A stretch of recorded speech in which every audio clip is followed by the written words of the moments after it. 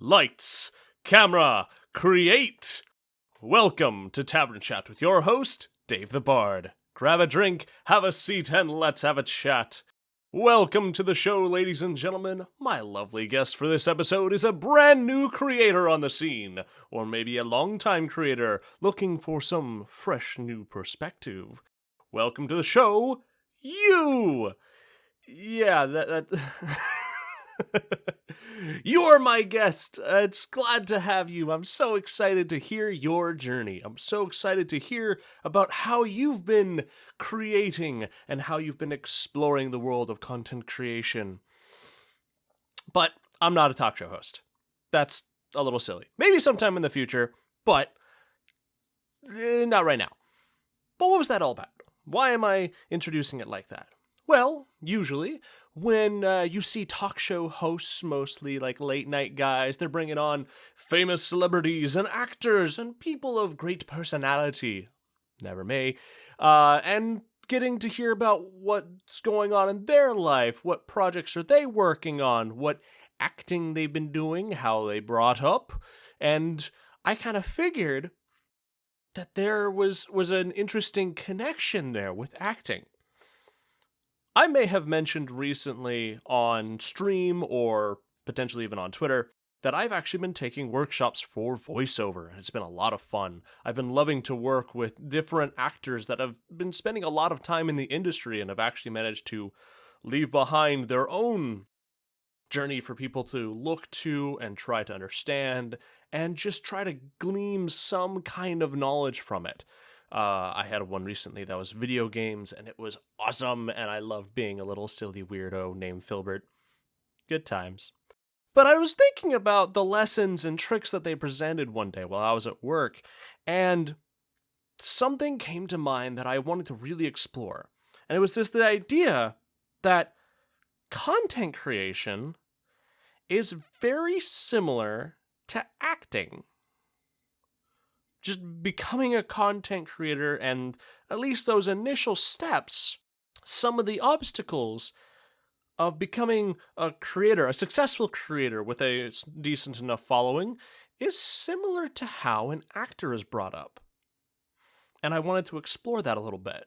So I did a little bit of research because I am not an actor, though I wouldn't mind being one, maybe sometime in the future. And I decided that I would figure out, well, what are the steps for becoming an actor? Well, starting down the very, very, very bottom, you gotta figure out, okay, what's the initial step for becoming an actor?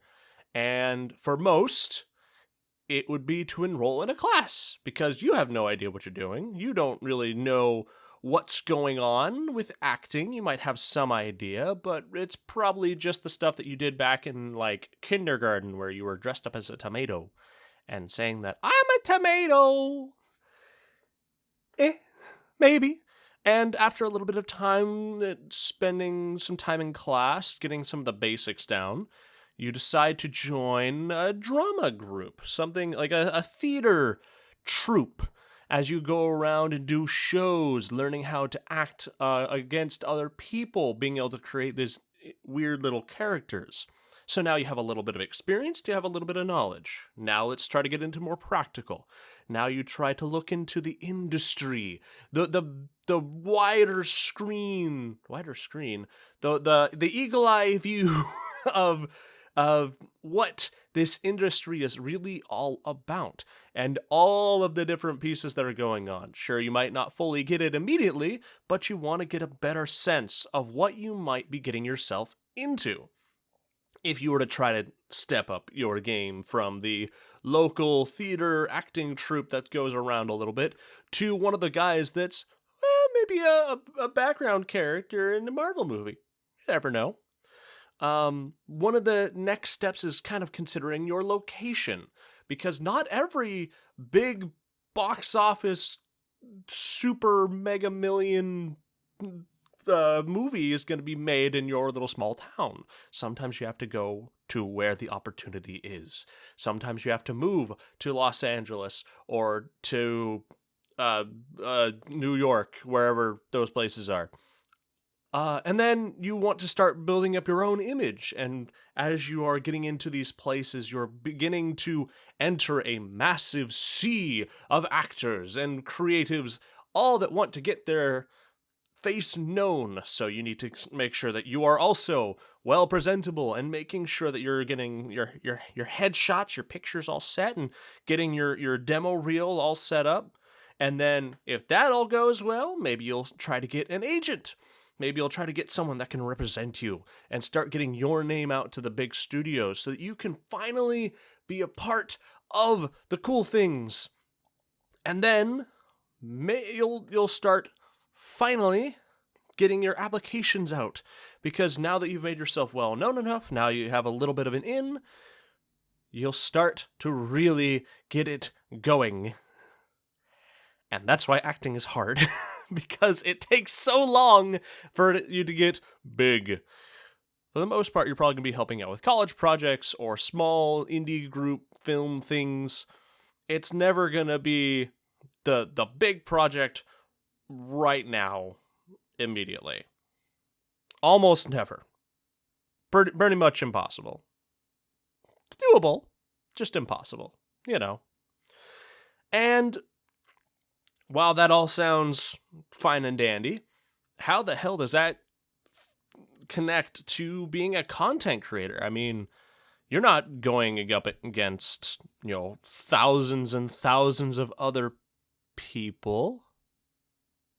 Wait a minute. Enrolling in an acting class, well, you're kind of just getting the base knowledge, right?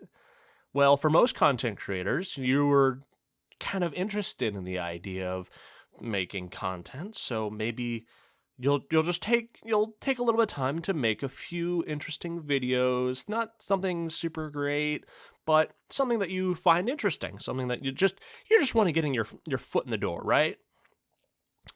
Well, once you do that, maybe you'll start being noticed by a couple of people. Maybe you'll try to show off your content on social media or YouTube or TikTok or wherever.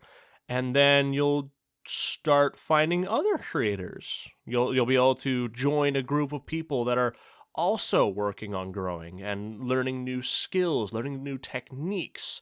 And you'll be able to start talking with them. Maybe it's not local, maybe you guys are spread across the world even, but you would be able to have that sounding board. You'd be able to find those people that could share your interests, share your passions for this thing, and you guys can slowly start growing together. Finding more about the industry, content creation, such a massive industry because there's so many different ways you could go about it. There's different types of content. There's different areas where you could either be the face that's in front of the camera. You could be the person behind the camera. You could be the person holding the mic. You could be in charge of audio, directing, producing, being the guy that helps find the sets.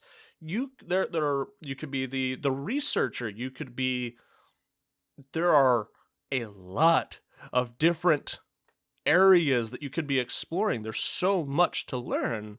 And while you might not get all of the information right away, you will be able to start getting an understanding of, okay, I might not know this now, but I need to have that knowledge going forward.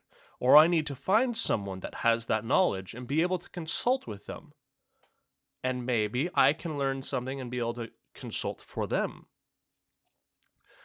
Now, thankfully, with content creation, you don't really need to move. You don't need to go from your small town to a big town.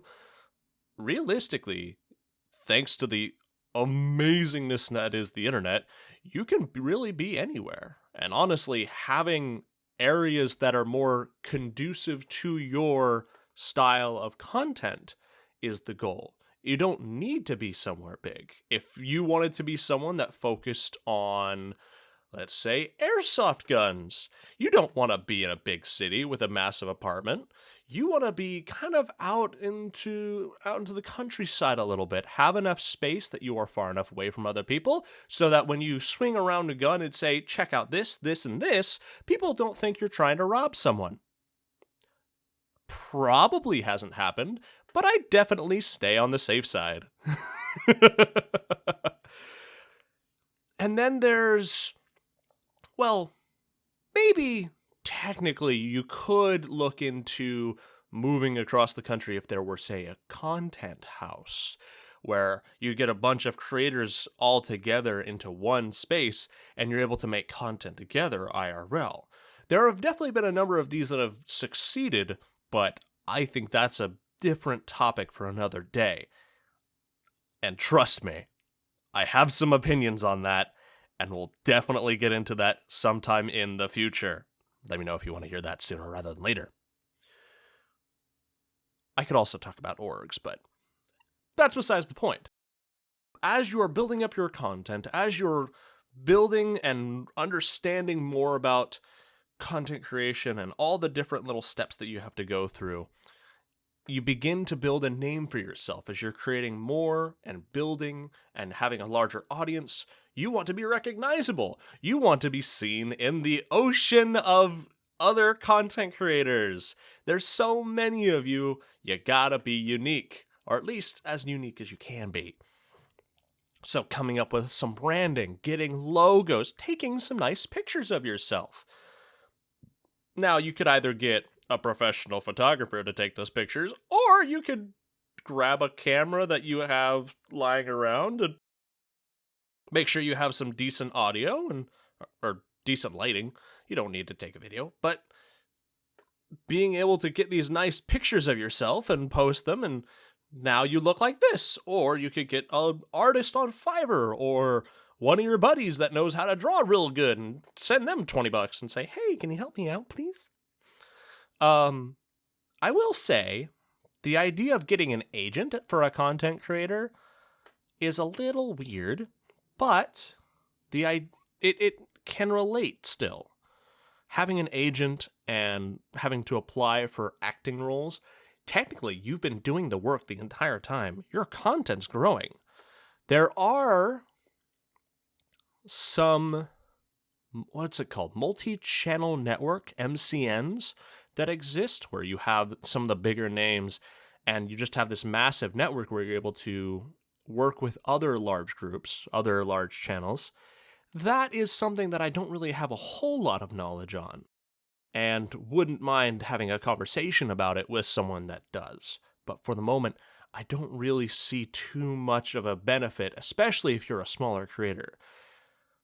But the end goal, supposedly, of applying for acting roles and finding someone to represent you, that does tend to lead towards sponsorships and being invited out to events where you are a key figure, like with VidCon, and how they bring on YouTubers or at least content creators that have been able to grow and can share their own talents and tips and tricks and things that they've learned, stories that they've had, troubles that they've had to overcome. And it's honestly being invited out to an event where I can be able to discuss these kind of things may or may not be a bucket list item for me.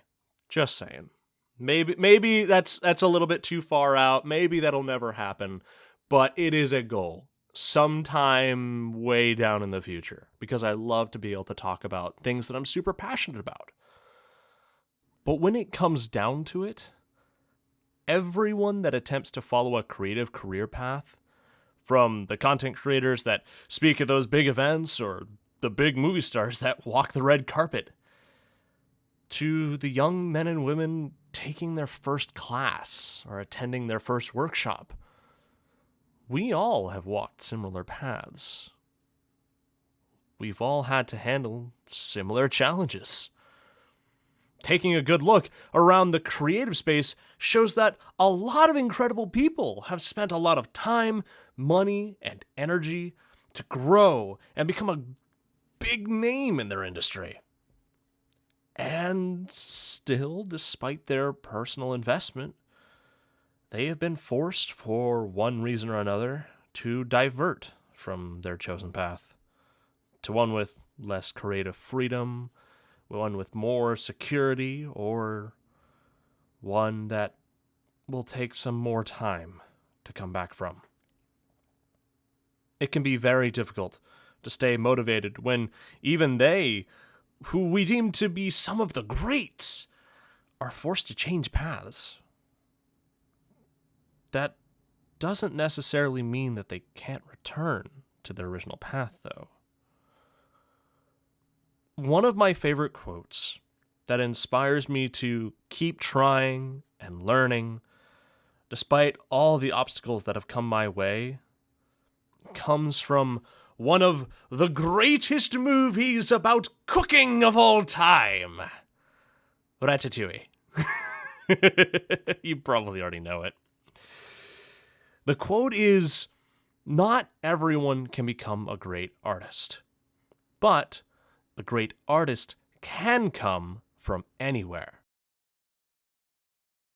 No matter where you are on your path, you will always have an opportunity to become the great artist that you want to be. Just because you don't have a roadmap that lets you know, great opportunity in 4.6 years, doesn't mean that you're lost. Just remember, you can still take smaller steps and be making progress.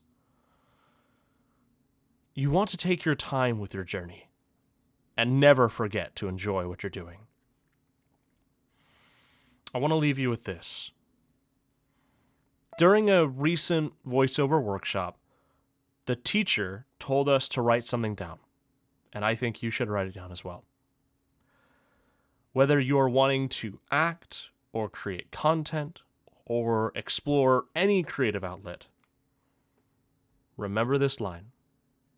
In fact, if you can write it down on a sticky note and put it on your forehead or put it on your computer screen or wherever you can see it the most, remember,